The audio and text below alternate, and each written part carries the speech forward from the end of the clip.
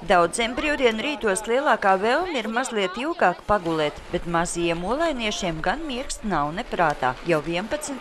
puikas ir uz laukuma, lai treneru vadībā apgūtu hokeja spēlē nepieciešamās prasmes.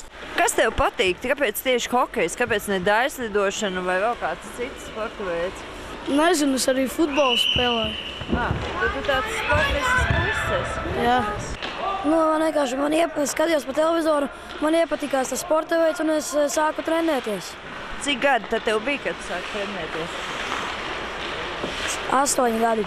Mazākie dalībnieki darbdienu rītos vēl dodas uz bērnu dārzu, bet 3 reizes nedēļā jau vēl kājās slidas, liek galvā aizsargu masku un mācās dzenāt ripu.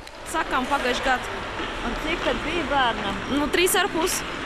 Kāpēc tik ātri uzlikāt uz slidām? Tāpēc, ka es gribētu, lai viņš būtu fiziski attīstīts, un viņš pats gribēja, viņš bija ļoti tāds labs bērns, ka viņš kustās ļoti labi, un tāpēc es domāju, ka jāsāk ar kaut ko nodarboties tam.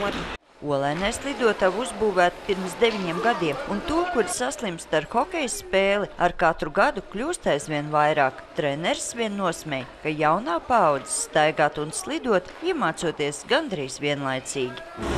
Vispirms, ja galīgi nemāk slidot, tad vismaz māci nokrist un piecelties. Ja?